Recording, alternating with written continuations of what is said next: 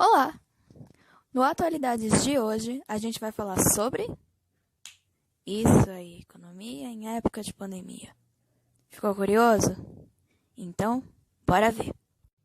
A pandemia afetou severamente vários aspectos da economia. Um deles foi o comércio, que teve uma quebra de produção e demanda por conta da falta de consumidores.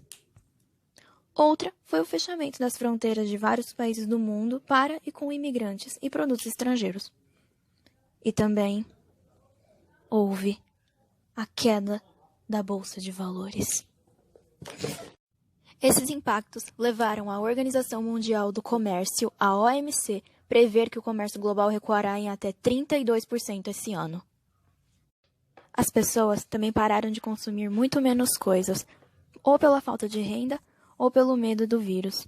Por isso, deu um choque de oferta em cadeias de produção global. Alguns eventos também foram reagendados. Entre eles estão as Olimpíadas de Tóquio, que vão ser adiadas para o ano que vem agora. Segundo o Fundo Monetário Internacional, o FMI, o mundo vai sofrer a pior crise desde 1929. Dentre as várias empresas afetadas pela pandemia, uma delas com certeza foi as companhias aéreas, que teve cancelamentos de voos e passagens perdidas de viagens por conta de que ninguém mais está saindo de casa.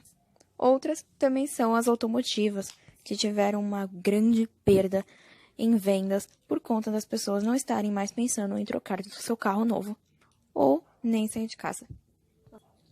Outras também são as de turismo, que perderam muitos clientes por faltas de viagem que estão fazendo. Mas é claro que todos os mercados foram afetados por ela. Aqui no Brasil, pela primeira vez na história, o dólar superou seu patamar de R$ 5,90 em março de 2020. E as empresas que compõem a nossa Bolsa Brasileira perderam mais de 1,1 trilhão de reais em valor de mercado. Tava preocupante, né? Pois é. Não só a economia do nosso país, mas de todo o mundo está mudando. Ela está passando por um momento histórico. Infelizmente, não é dos melhores. Talvez ela pode levar anos para se recompor de tudo isso. Mas se cada um fizer a sua parte, ficando em casa e só saindo para fazer o essencial, tudo vai voltar ao normal, inclusive a nossa economia. Então, fique em casa e aproveita para ver o resto desse trabalho. Tchau, tchau. Em apenas 2 meses, a pandemia liquidou as esperanças do povo brasileiro de uma recuperação rápida da economia. Antes do coronavírus, o país estava assumindo uma trajetória positiva na economia, mas isso mudou com impressionante rapidez. Investimentos foram cancelados, empregos foram perdidos e as empresas ameaçam fechar as portas, gerando mais desemprego. O PIB brasileiro pode simplesmente cair 7,7%. Outros países, como exemplo os da Europa, têm uma infraestrutura muito melhor do que a do Brasil. Esse foi um dos principais motivos que essa crise se agravasse, formando o que estamos vendo hoje. Agora eu vou falar sobre a economia do comércio em época de pandemia.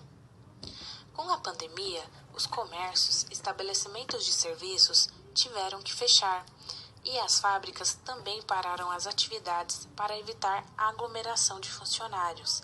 Isso tudo teve um impacto muito grande no comércio. No mês de abril, o comércio despencou 16,8%, sofrendo a pior queda em 20 anos. Comparando com o mês de maio de 2019, o comércio brasileiro teve queda de 7,2%. Já o comércio eletrônico cresceu 71% em 90 dias. No Brasil, as vendas pela internet cresceram 71% nos 90 dias iniciais da pandemia, chegando a 27,3 bilhões de reais. De 24 de fevereiro a 24 de maio, ao todo foram 68,9 milhões de pedidos, um aumento de 82,1% na comparação com o mesmo intervalo de tempo em 2019. De acordo com os dados coletados, Percebe-se de que todas as fontes enfatizam a incerteza do momento e do futuro próximo. Caso ocorra uma nova onda de contágio do Covid-19, exigirá do mundo um confinamento extremamente restritivo. A epidemia arrasou com todas as previsões até agora. Em seu último relatório, publicado no começo de março, quando apenas a China havia decretado o confinamento total da população, a OCDE, que é a Organização para a Cooperação e o Desenvolvimento Econômico, que reúne as economias desenvolvidas de todo o mundo, acreditava que, no pior cenário possível, a economia mundial cresceria 1,5% esse ano. Só que agora, na melhor da hipótese, a queda do PIB, que é o Produto Interno Bruto, o PIB mundial deve ficar em menos 6%, com uma recuperação de até 5,2% em 2021. E no cenário nacional, o Brasil terá uma queda de 7,4% no PIB, no melhor dos cenários. Mas, se houver uma segunda onda de contágios antes do final do ano, a queda do PIB mundial será de 7,6% em todo o mundo. E a recuperação em 2021 só chegará a apenas 2,8%.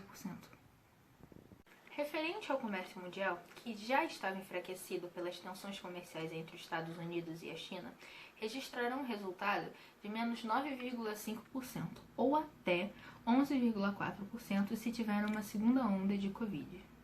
Referente ao índice global de desemprego, chegará até 9,2%, podendo superar até 10% se houver uma segunda onda de contágio. Segundo a última revisão da situação econômica global, a zona do euro sofrerá em 2020 uma queda generalizada de 9,1% se a epidemia não voltar e de até 11,5% se houver uma segunda onda de contágio. Economias emergentes como Brasil, Rússia e África do Sul serão bastante afetadas devido à forte pressão em seus sistemas de saúde e à redução dos preços das matérias-primas. No primeiro caso, a recuperação do ano que vem chegaria a 6,5% na melhor das hipóteses, ou apenas 3,5% no cenário da nova onda. Em 2021, a economia global voltará a se recuperar, mas de forma extremamente lenta. Esta situação pela qual estamos passando terá efeitos de longa duração, que afetará de maneira desproporcional as pessoas mais vulneráveis. Um dado que infelizmente está sendo esperado é de que, quando 2021 acabar, a perda de rendimentos irá superar de qualquer outra recessão dos últimos 100 anos, fora dos períodos de guerra, com consequências terríveis para as pessoas, para as empresas e para os governos.